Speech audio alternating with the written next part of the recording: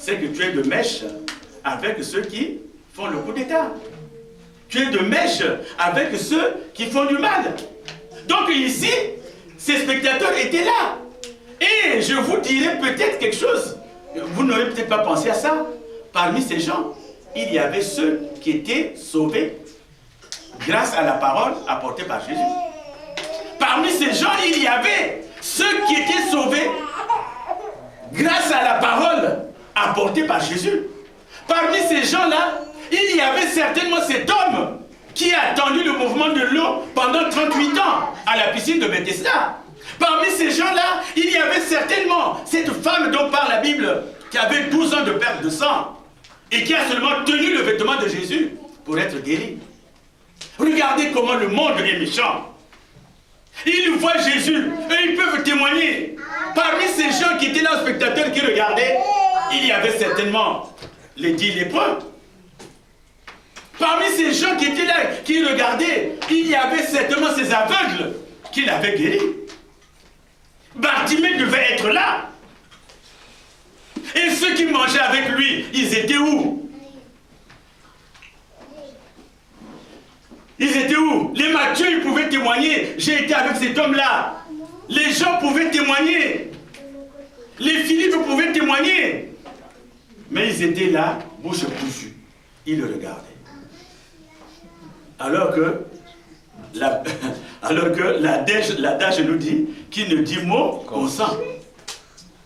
L'église amène. Amen. L'église amène. Amen. En tout cas, tu dis bonjour à ton frère, à ta soeur. Tu lui dis, tu es la bienvenue dans cette maison-là. Alléluia. Alléluia. Tu es la bienvenue. Nous sommes en train de manger. Alléluia. Nous sommes en train de manger. Nous sommes en train de manger. Alors ils étaient là, les spectateurs. Mais je vous dis que parmi ces gens-là, il y avait ceux que Jésus avait sauvés grâce à sa parole. Ils étaient là. Parmi ces gens-là, il y avait ceux qui mangeaient avec Jésus. Parmi ces gens-là, il y avait les apôtres. Mais ils sont restés bouche cousue. Ils étaient là. Mon frère, dans ta vie, dans tout ce que tu fais, je ne peux pas te dire de ne pas avoir des amis. Je ne peux pas te dire de ne pas vivre en communauté. Mais sache que dans les moments difficiles où tu seras montré du doigt comme Jésus, dans les moments difficiles où tu seras montré du doigt, les vrais amis, tu vas les connaître du bout du doigt. Si tu en as trop assez beaucoup, ils vont tous fuir. Ils seront là. Ils vont attendre. La Bible nous dit qu'ils étaient là, ils attendaient. Personne n'a levé son petit doigt pour dire, mais attendez, qu'est-ce que vous êtes en train de faire? Mais pourquoi vous arrêtez cet homme-là? Pourquoi vous le crucifiez? Moi j'étais malade, celui qui m'a guéri. Moi j'étais ceci, celui qui m'a guéri. Au contraire, il se range du côté de ceux qui sont mauvais. Ah, mais Jésus, il a fait ça contre moi. Hein. C'est vrai, oui. Quand tu le vois comme ça, il a fait ça contre moi. Hein. Quand tu le vois comme ça, mais il est mauvais. Moi, dernièrement, je faisais ça, il a dit ça contre moi. Moi, dernièrement, il a dit, c'est vrai, mais pourtant, tu te sens moi. Vous voyez, même Paul, même Pierre a refusé. Pierre qui disait qu'il devait mourir. S'il fallait mourir, lui, il devait mourir. Même à Pierre, quand on lui a dit, tu étais avec cet homme. Hey! Alléluia. Église Amen. Amen. Église Amen. Amen. Donc, ce sont les images, c'est la leçon qu'il faut en tirer ici. Que Jésus se retrouve seul devant ses bourreaux. Combien était-il? Et si cette foule s'était soulevée, et si cette foule avait parlé, et si cette grande foule, regardez tous ces gens à qui il avait donné à manger, à partir d'un petit poisson, à partir, je ne sais pas de quoi, tous ces gens étaient là. Ils étaient là, près de 5000 qu'ils étaient. Ils étaient là. Parce qu'à chaque fois que Jésus se déplaçait, eux ils suivaient. Ils suivaient. Ils ne suivaient pas pour la parole, mais ils suivaient pour manger. C'est pas pour la parole qu'ils suivaient, mais ils suivaient pour manger. Mais ils étaient là. Mais celui qui leur donnait à manger, maintenant qu'il est en difficulté, maintenant qu'il est seul, maintenant qu'il est devant les bourreaux, ils sont là les bras croisés. Ils regardent. Ils veulent voir la fin. Bien-aimé, Souviens-toi de cela. Et dans de tels moments, tu n'as que Jésus-Christ. C'est le seul qui est fidèle. C'est le seul qui est fidèle. Garde à toi si tu perds l'amitié de Jésus. Fais tout pour ne pas perdre l'amitié de Jésus. Que l'amitié que tu as avec quelqu'un ne soit pas au-dessus de l'amitié que tu as pour Jésus. C'est le seul. C'est le seul qui va lever son petit doigt pour dire, mon fils, je suis là. Le seul. Alors tu te dis, non mais moi j'ai une grande équipe. Oui, tu as une grande équipe quand tout va bien. Tu as une grande équipe quand tu mets le même costume qu'eux. Tu as une grande équipe quand tu mets la même paire de chaussures qu'eux. Tu as la même équipe quand tu commences à frimer avec eux. C'est la même équipe quand vous mangez à table. C'est la même équipe quand vous vous promenez.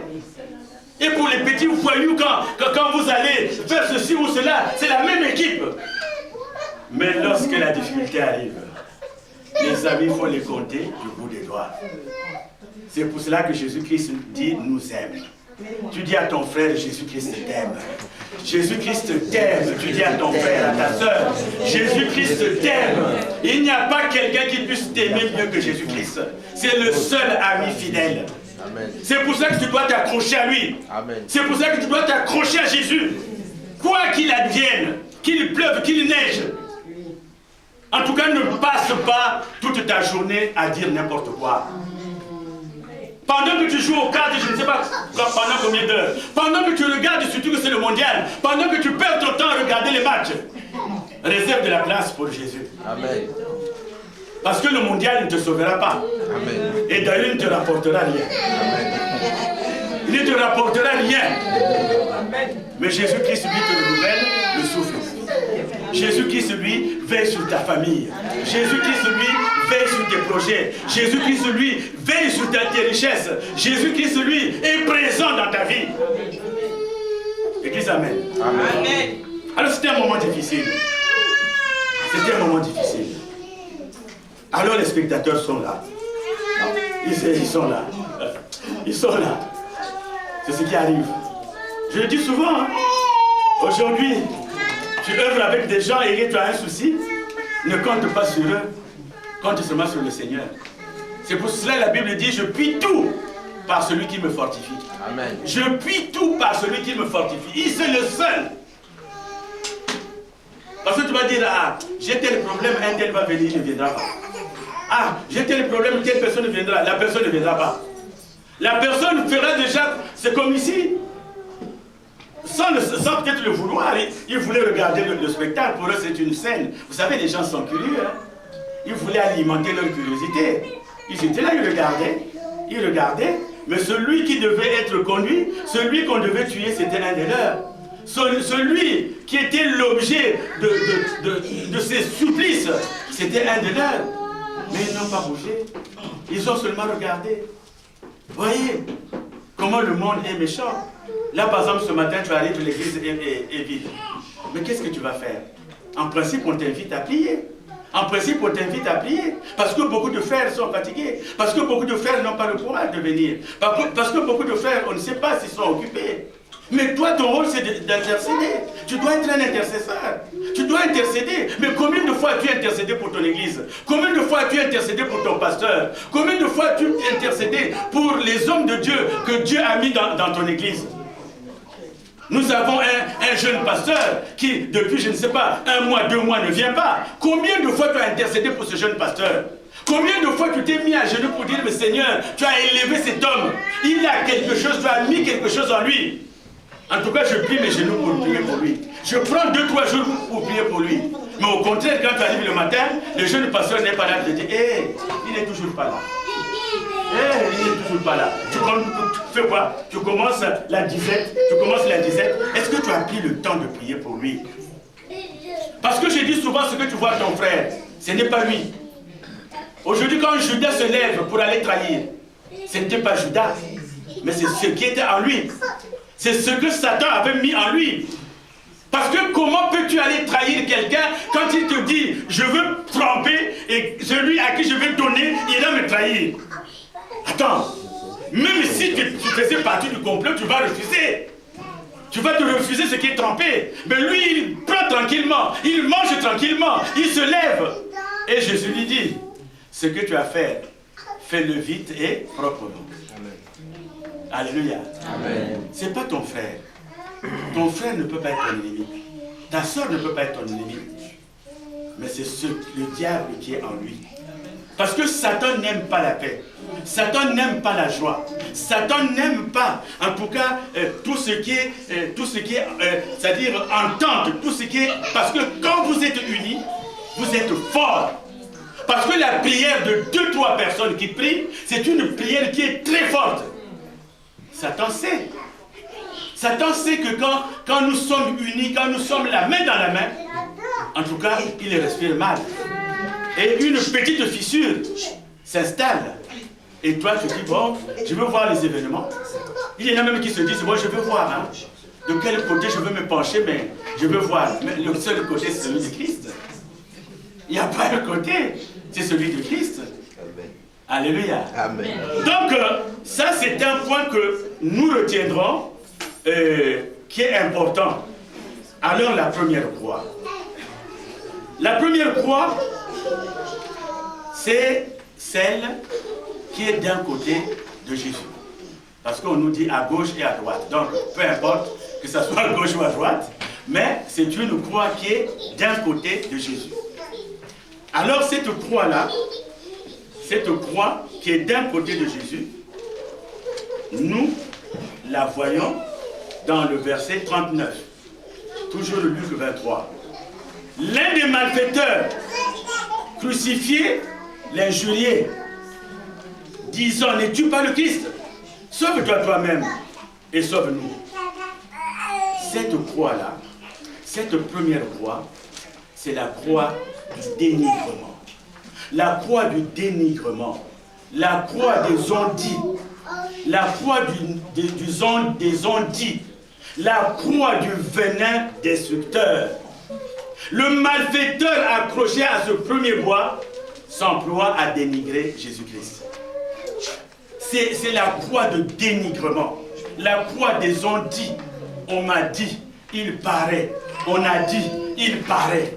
On m'a dit. C'est-à-dire, c'est la croix qui fait que tu rapportes des choses, tu inventes des choses pour susciter la haine, pour susciter le discrédit, pour susciter les divisions, pour susciter les querelles.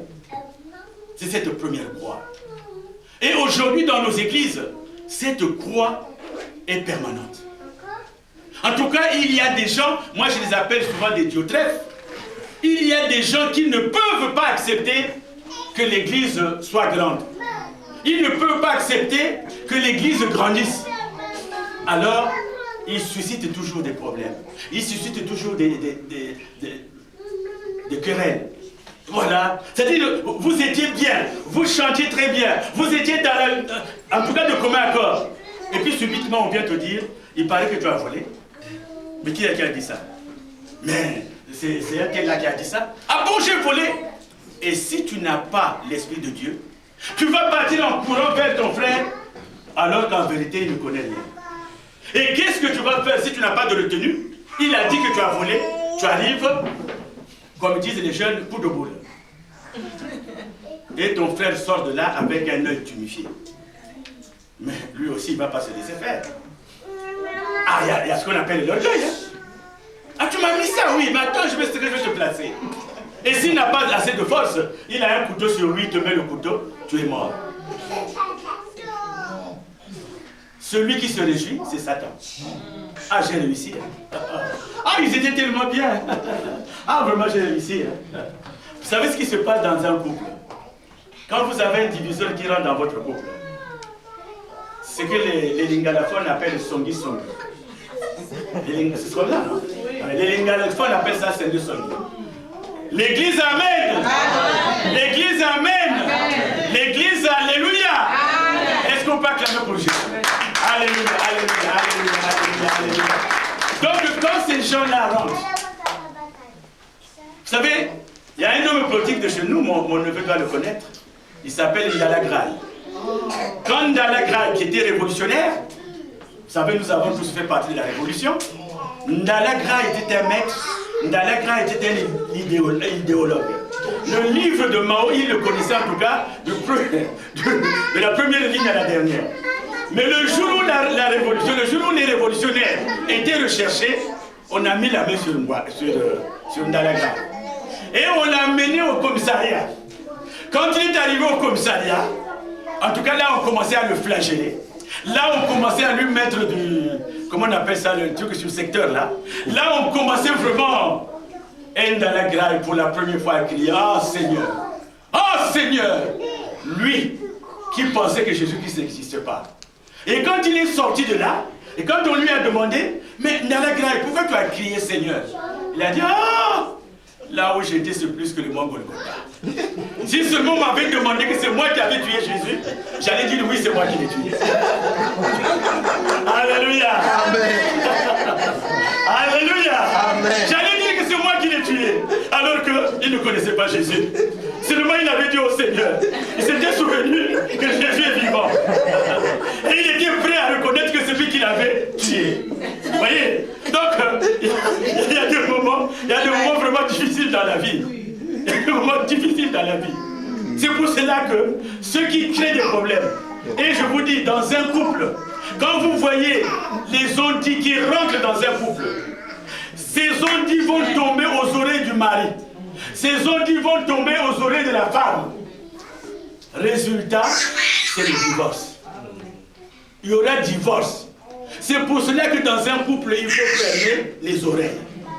C'est pour cela que quand tu es enfant de Dieu, il faut fermer les oreilles.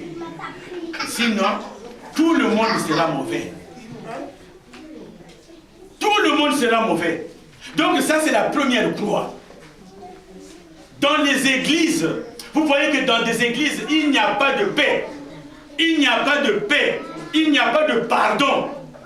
Il n'y a pas la paix. Hier, tu voyais un frère qui était là, tu regardes aujourd'hui, le frère n'est plus là. Mais pourquoi tu n'es plus là? Oh, on a dit ceci contre moi. Oh, on m'a accusé de ceci. Mais mon frère, tu ne vas pas à l'église pour les gens qui t'accusent. Tu vas à l'église pour Jésus-Christ. Est-ce que Jésus-Christ t'a déçu? Oh non. C'est cela, bien aimé. Cette croix de dénigrement ne la porte pas. Parce que tu vas dénigrer, tu vas dénigrer, tu vas dénigrer, tu vas mentir, tu vas inventer. Vous savez, le plus souvent, quand les gens vous disent quelque chose, ce n'est pas un truc qui s'est passé ce matin. Encore ce matin, tu t'en souviendrais. Quand tu t'es réveillé le matin, tu sais ce que tu as fait. Mais ils vont te dire un truc qui s'est passé depuis 10 ans. Ils vont te dire un truc qui s'est passé depuis 20 ans. Ils vont te dire un truc dont tu ne te souviens même plus. Oh, tu avais dit ça. Moi, c'est pas vrai. Oui, tu avais dit ça. Ah. Pour moi, le problème, pour la personne, le problème est passé. Mais pour toi, le problème est nouveau. Donc, cette croix de dénigrement, mon frère, il faut la fuir. C'est une croix qui est plus que la maladie d'aujourd'hui qu'on appelle la maladie du siècle. Mieux vaut pour toi être victime de cette maladie qu'être victime de la croix de dénigrement. Cet homme-là qui dénigre Jésus, qui le critique, sauve-toi, sauve-moi. Alors qu'il a vu que Jésus a sauvé des gens. Il a bien vu qu'il y avait des enfants, une fille qui devait mourir. Jésus arrive. Cette fille revient au monde. Elle est ressuscitée. Pourtant, l'histoire de Jésus, le ministère de Jésus est plein d'exemples. Mais on critique Jésus. Alors il ne savait pas que Jésus devait accomplir la parole. Jésus devait accomplir la parole. Il devait accomplir cette parole-là que nous voyons toujours dans Ésaïe 53. Il devait accomplir cette parole d'Ésaïe 53 rapidement. Allons dans Ésaïe 53. Cette parole-là devait s'accomplir. Il fallait qu'il meure. Parce que s'il n'était pas mort, comment nous serions sauvés? Il fallait qu'il meure. Mais lui, il le critique. Alors que Jésus est dans sa mission.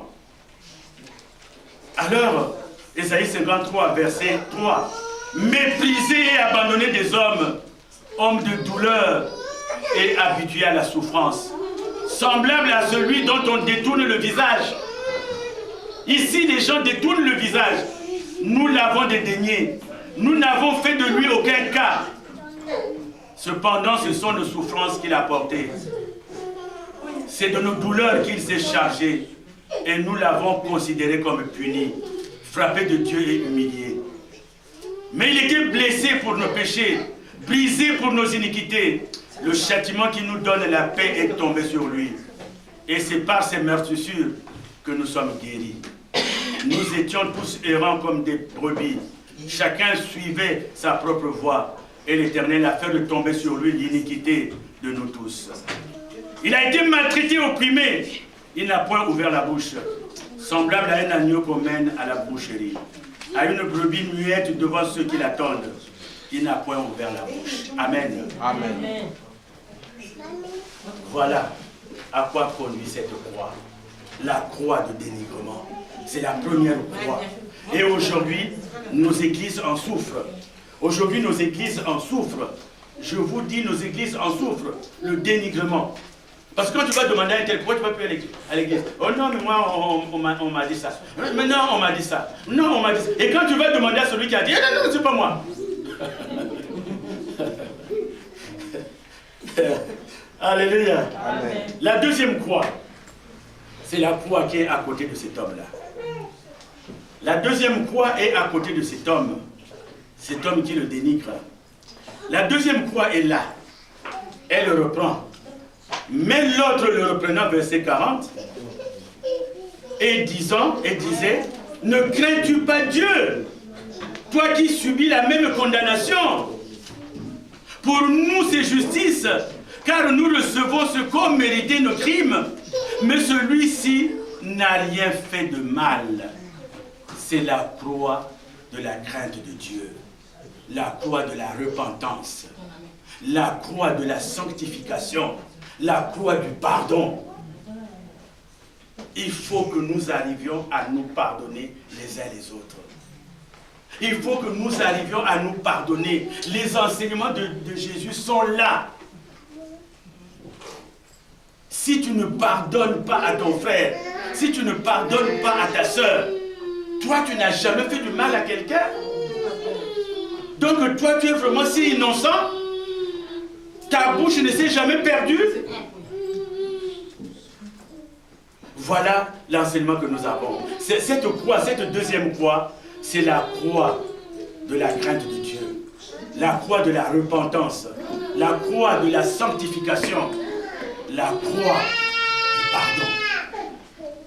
Cet homme a la crainte de Dieu. Aujourd'hui, nous devons avoir la crainte de Dieu. Parce que nous savons que Dieu est omniscient. Nous savons que Dieu est omniprésent. Nous savons que Dieu est omnipotent. Même ce que tu fais seul, tu vas ouvrir une banque. Tu es seul. Lui, il te voit ouvrir la banque. Même ce que tu fais seul dans ta chambre, lui, il te voit. Il est partout. Le premier fils d'Adam, le premier Adam, voulait se cacher.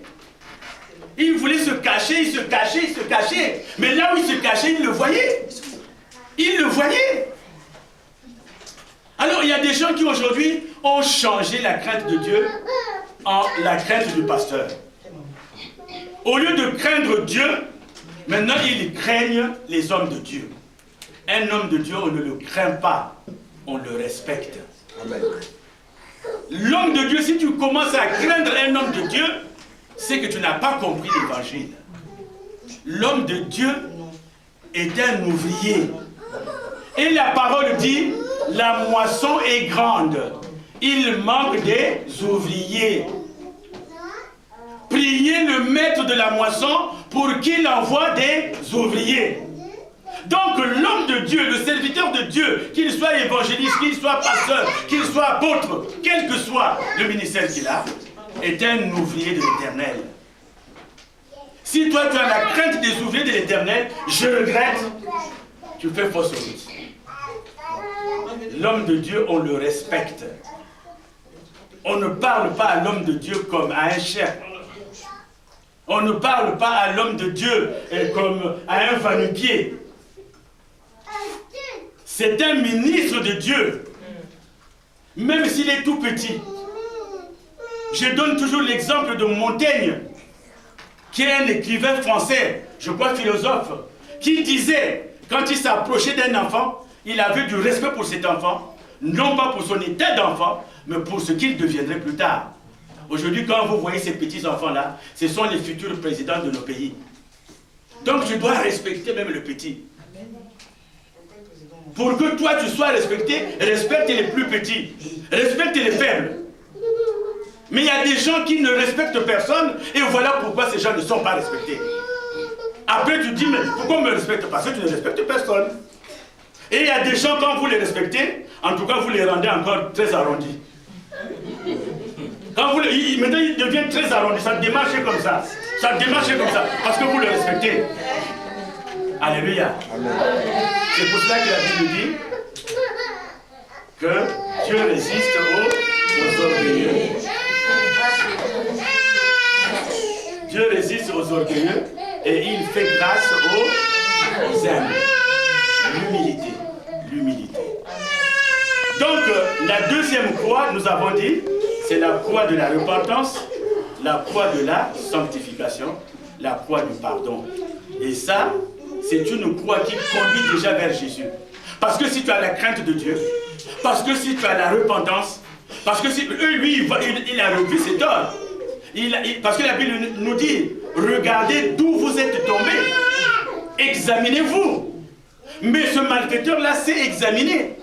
Il a dit que pour moi c'est juste. J'ai commis des crimes. Et comme la sanction, c'est d'être pendu, c'est normal.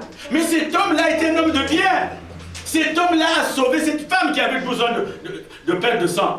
Cet homme-là a sauvé ce monsieur, ce paralytique, ce malade, plutôt il était malade, qui est resté malade pendant 38 ans. Ce monsieur-là a sauvé beaucoup. Même la femme samaritaine était perdue.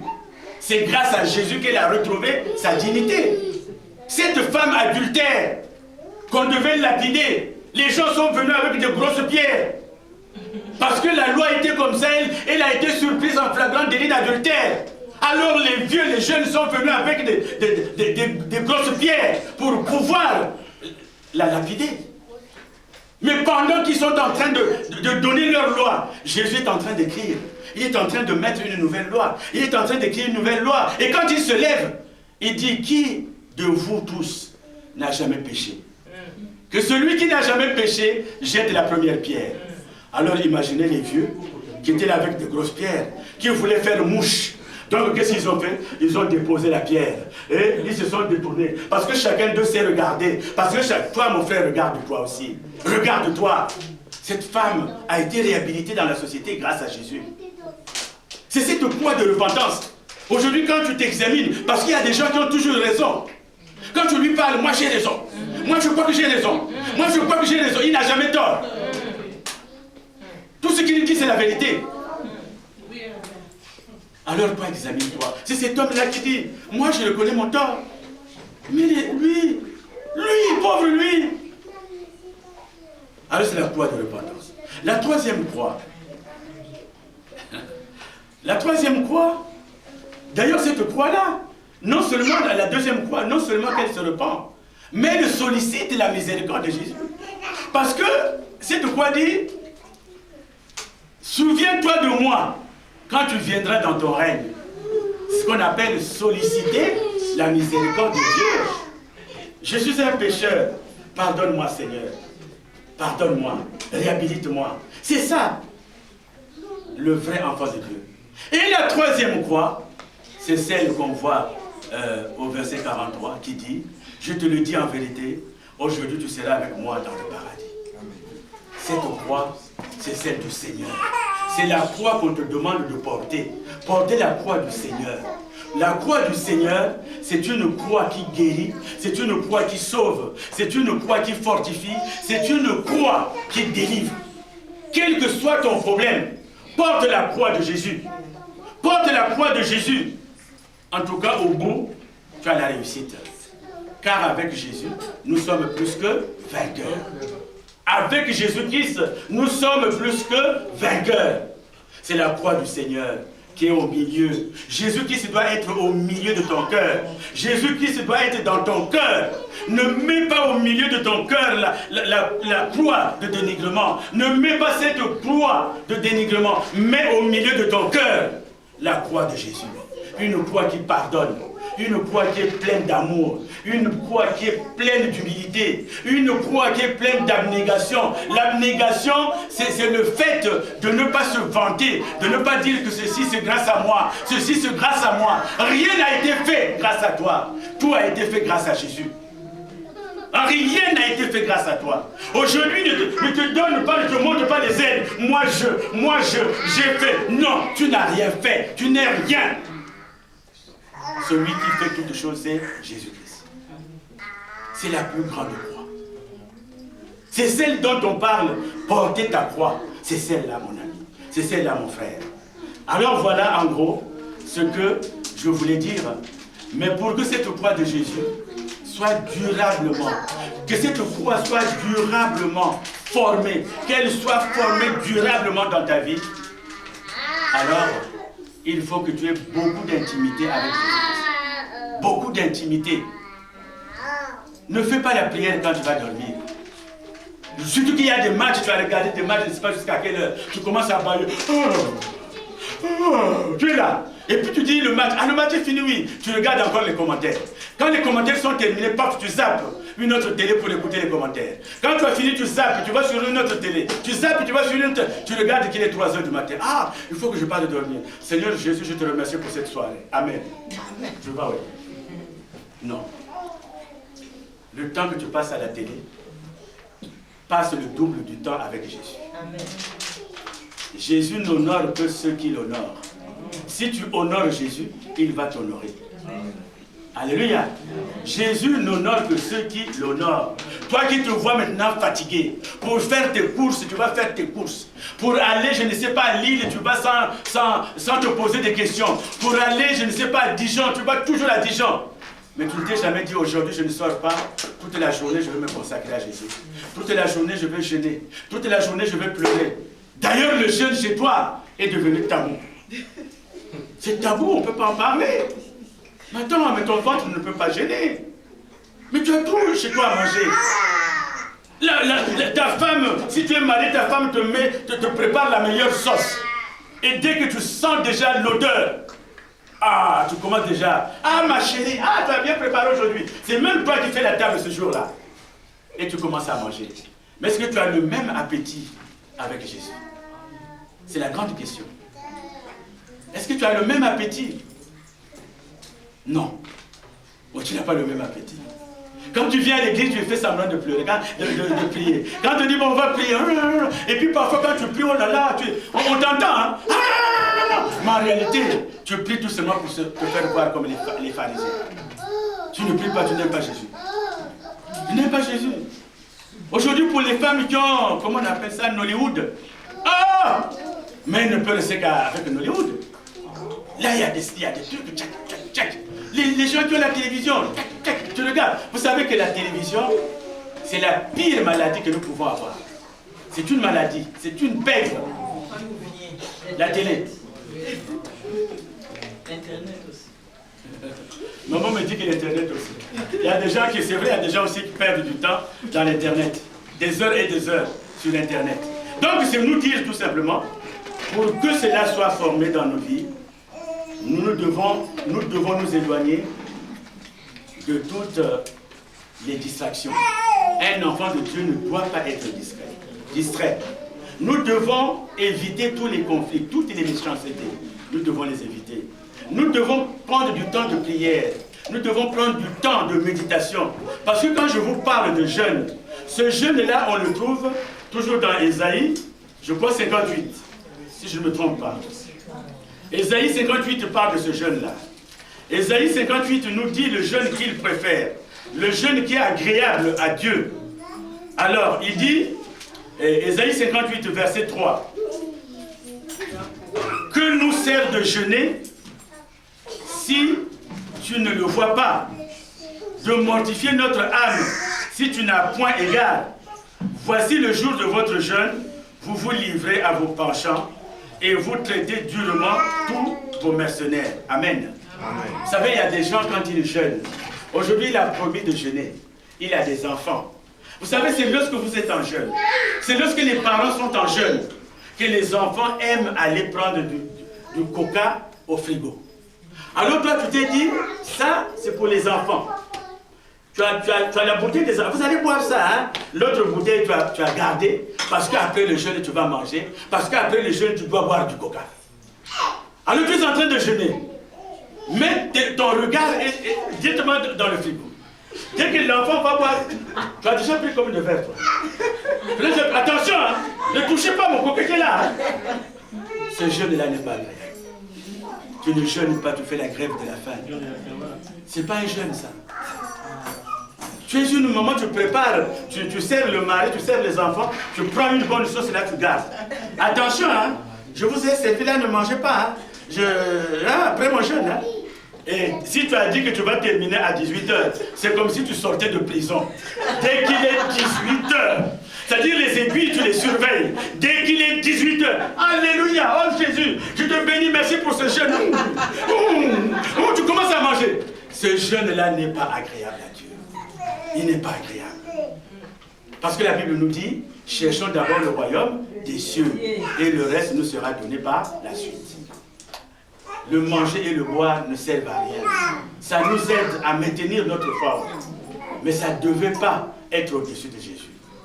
Voilà, bien-aimés, ce que je voulais, ce que le Seigneur m'a mis à cœur aujourd'hui, les recommandations que nous avons par rapport à lui, porter notre foi.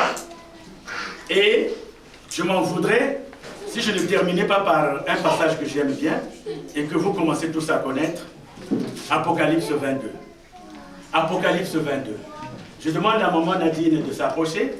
Apocalypse 22. Maman aussi de s'approcher. Apocalypse 22.